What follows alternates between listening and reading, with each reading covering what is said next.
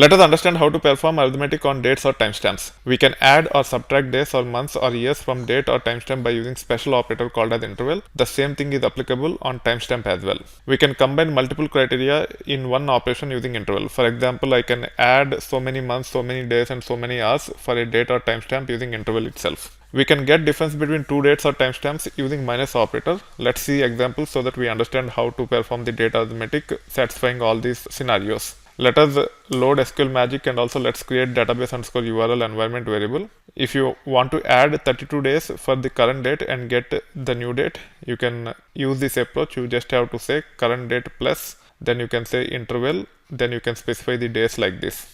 This will take care of adding 32 days to the current date. If you add 32 days to the current date, it is nothing but 2020 December 22nd.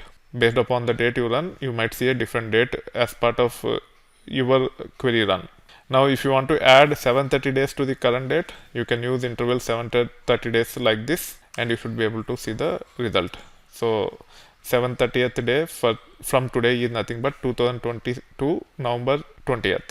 You can also subtract either by using this approach or this approach. You can say either interval minus 730 days or you can say current date minus interval 730 days. So either of the approach will work. Now we can add 3 months by saying current date plus interval 3 months like this. It will just add 3 months and it will give the date beyond 3 months, which is nothing but 2021 February 20th. However, when it comes to the border conditions such as last day of the month, when you add 3 months or 1 month or 2 months, it will give the last date of the month after 3 months or 1 month or 2 months. So in this case, as we are trying to add 3 months to 2019 January 31st, it will return 2020 April 30th. You can see here. Sorry, it is 2019 April 30th.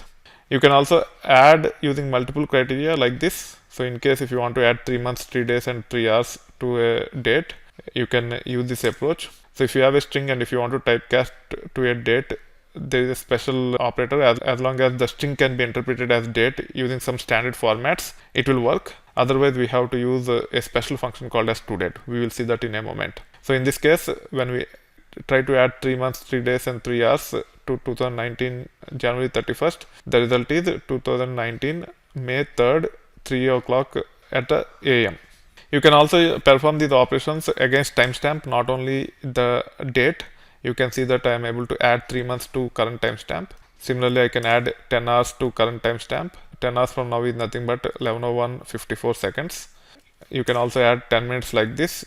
You can also add 10 hours 10 minutes from now using current timestamp plus interval 10 hours 10 minutes like this.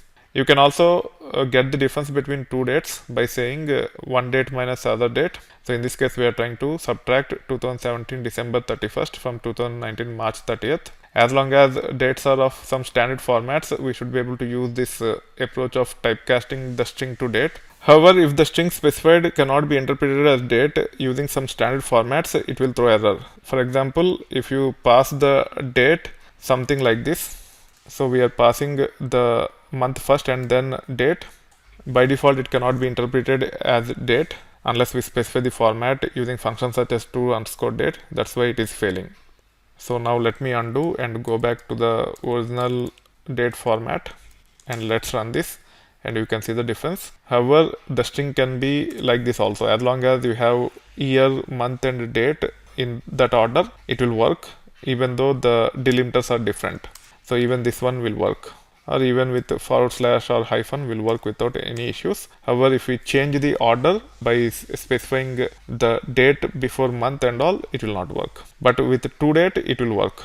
So in this case, I'm saying toDate 2017 31 December. However, here we are specifying the format in which the string should be interpreted to convert to date, and hence it will work.